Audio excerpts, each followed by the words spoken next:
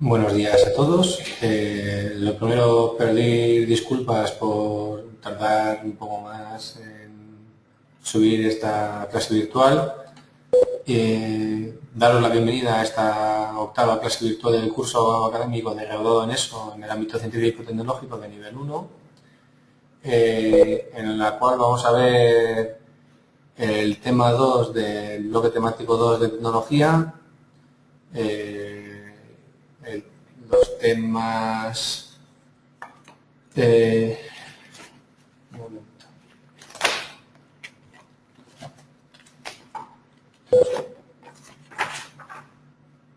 Los temas 5 y 6 de matemáticas de la segunda evaluación y... a ver. Y el tema 2 del bloque temático 2 de Ciencias de la Naturaleza. Vamos a empezar por la asignatura de Tecnología, que nos dice, este tema habla acerca de los materiales. Respecto a su clasificación, se pueden clasificar en tres grupos. El primero de ellos serían las materias primas, que son los materiales que se obtienen directamente de la naturaleza. Los materiales que son los que materiales que son los que se obtienen a partir de materias primas mediante procesos industriales, y por último los productos, que son los que se crean a partir de los materiales. La clasificación de los materiales según su origen se puede dividir en tres grandes grupos. Por un lado sería el grupo animal, o los materiales de origen animal, los materiales de origen vegetal y los materiales de origen mineral. Y la clasificación de los materiales según su grado de transformación pues sería fundamentalmente dos: los materiales naturales que necesitan ser transformados para poder utilizarse y que se encuentran tal cual en la naturaleza. Y por otro lado serían los materiales sintéticos, que son aquellos que son creados por el hombre y resultado o fruto de reacciones químicas planeadas. De esta forma se transforman los materiales naturales en algo completamente nuevo y que suele ser de muy gran uso para los seres humanos. Las propiedades de los materiales se dividen en tres grandes grupos: las propiedades físico-químicas, que son aquellas que informan sobre el comportamiento del material, como son la densidad, la conductividad eléctrica, la conductividad acústica, las propiedades térmicas, las propiedades ópticas, la porosidad, la permeabilidad y la oxidación de reducción, o corrosión, perdón. Convendría que supierais o conocierais cada una de ellas y que supierais algo de hacer, o que las conocierais, que supierais lo que son. Pues la densidad es la propiedad del material que relaciona su masa y su volumen. La conductividad eléctrica es la propiedad del material que informa acerca de si un material es capaz de llevar o de conducir la electricidad. La conductividad acústica, si es capaz de conducir el sonido. Las propiedades térmicas, pues acerca de si ese material se calienta, si no se calienta, en qué grado se calienta. Las propiedades ópticas, todo lo relativo a la óptica.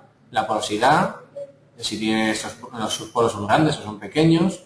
La permeabilidad, la propiedad de si es capaz de absorber o de repeler el agua. Y la oxidación, pues su capacidad o no de oxidarse frente al ambiente.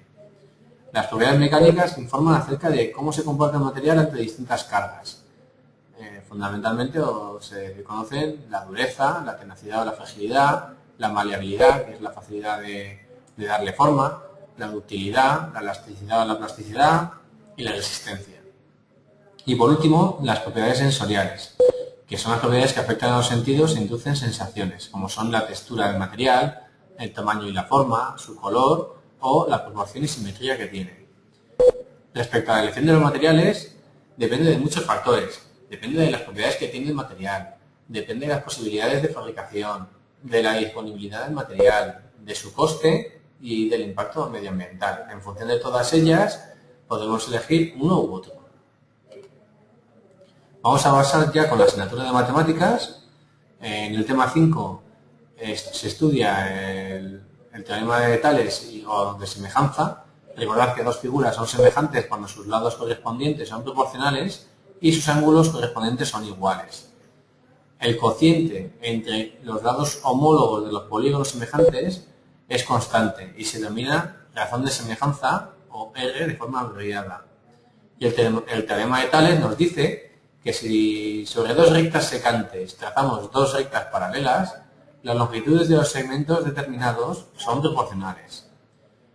Por otro lado, también se estudian las escalas, que las escalas de un mapa o un plano son la razón de semejanza entre una medida de la representación y su correspondiente en la realidad. Pueden ser de tres tipos: naturales, que expresan, son aquellas escalas o aquellos, la natural, que expresan los objetos a escala real, la de ampliación, que expresan los objetos de una forma ampliada, o la de reducción, de una forma reducida. Estas escalas se pueden expresar también de forma numérica, como 1, 2.1 en el caso de la natural, 10, 2.1 o 1, 2.1000. Es decir, un número más grande, 2.1, implicaría una escala de ampliación donde el objeto representado en el dibujo es mayor que en la realidad. Y una escala de 1, 2.1000 implicaría que 1 en la escala del dibujo y 1000 en la escala real, por lo tanto estaría reducida. En el tema 6 se estudia de matemáticas de la evaluación 2, de nivel 1, se estudia la geometría del espacio, o la geometría en general más bien. Recordad que la geometría del espacio trata las propiedades de las figuras cuyas partes no están todas en el mismo plano. Los cuerpos geométricos son las figuras que se han de representar en este espacio tridimensional y se clasifican en dos grupos: los poliedros, que son los cuerpos planos, y por otro lado los cuerpos redondos. Las rectas en el espacio se pueden clasificar en dos tipos, fundamentalmente: con un punto en común, que son las secantes, y sin puntos en comunes, que son las paralelas. Luego, por último, hay un grupo, pero en el cual las rectas no están en el mismo plano. En este caso, se dice que las rectas se cruzan o que son alabeadas. Pero, fundamentalmente, cuando dos rectas están en el mismo plano, que es con las que vamos a tratar fundamentalmente, existen dos tipos: las que tienen un punto en común, que serían las que se cortan o secantes, y las que son paralelas por no tener ningún punto en común. La clasificación de los planos en el espacio se hace en tres grupos. Por un lado estarían los planos coincidentes, que son aquellos planos que tienen tres puntos no alineados en común. Otro grupo serían los secantes, que son aquellos planos que se cortan en una recta, y el ángulo que forman se llama el ángulo diedro. En el caso en el que este ángulo que forman sea de 90 grados, se denominan planos perpendiculares. Y por último, también existe otro grupo que serían los planos paralelos, que son dos planos que no comparten ningún punto común. Y la clasificación de la posición de una recta respecto a un plano puede ser de tres tipos. Una sería contenida, es decir, que la recta tiene dos puntos en común con el plano. Se cortan, es decir, que la recta y el plano tienen un punto en común, y serían paralelos, es decir, que no tienen ningún punto en común. Y por último vamos a ver el tema 2 de esta segunda evaluación de ciencias naturales, en el cual nos hablan o nos recuerdan que los átomos y moléculas que forman la materia no están en reposo, aunque el cuerpo que los contiene esté quieto. Estos átomos y moléculas están en constante movimiento. Si bien un objeto frío las moléculas se mueven más lentamente y en uno caliente se mueven más rápido. Existen muchos ejemplos de los diferentes tipos de energía que se pueden convertir en energía térmica, como la energía mecánica, la energía eléctrica, la energía química, la luz del sol o energía solar y la energía térmica. La temperatura de un cuerpo es una media de la energía cinética que tienen las partículas que lo forman. Y el calor y la temperatura están relacionadas entre sí, pero recordad que no son lo mismo.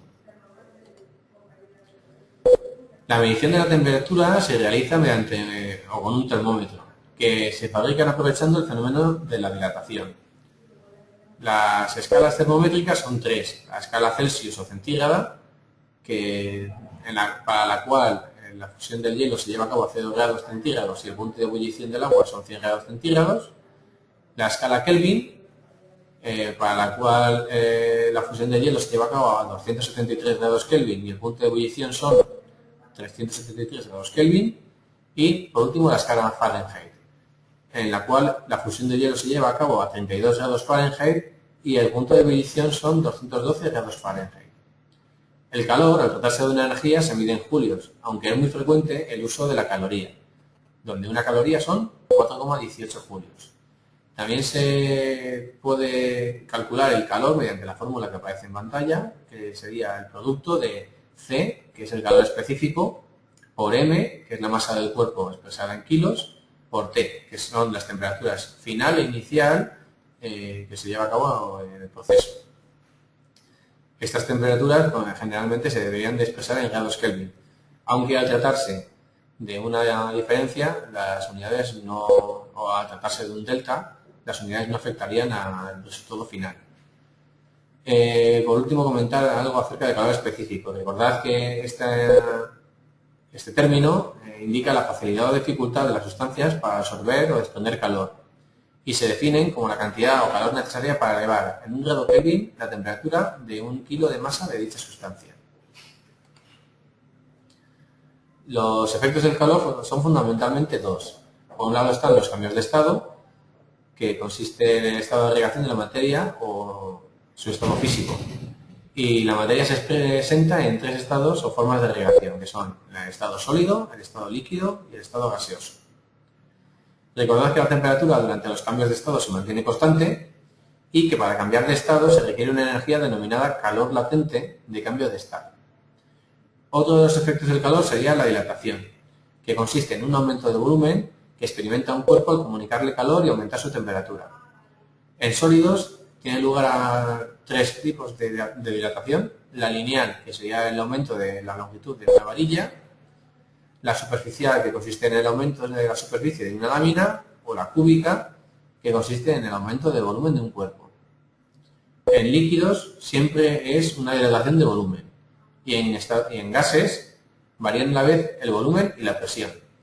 Si esta dilatación se produce a presión constante, Gay-Lussac realizó la siguiente definición: que la diferencia entre el volumen inicial y el volumen final, y el volumen inicial, Vf menos Vi, es igual a alfa, que es una constante de dilatación, por el volumen inicial por la diferencia de la temperatura final e inicial. Es decir, que Vf menos Vi es igual a alfa por Vi por T final menos T inicial.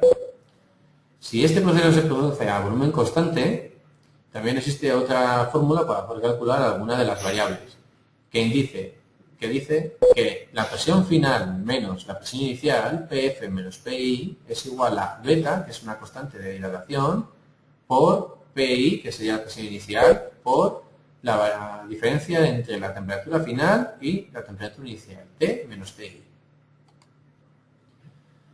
Por último, recordar que existen 3 formas de propagar el calor. Existe una conducción térmica, que es la fórmula más eficiente de transmitir el calor entre sólidos; una convección térmica, que es la forma más eficiente entre los fluidos, que son los gases y los líquidos, que generan un movimiento de un fluido que es denominada como corrientes de convección.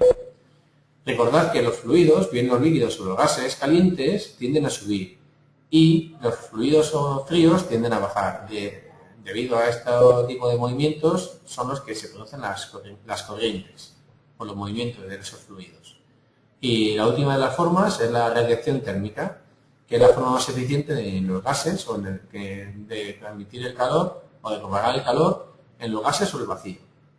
Y en este caso los cuerpos no tienen por qué estar en contacto.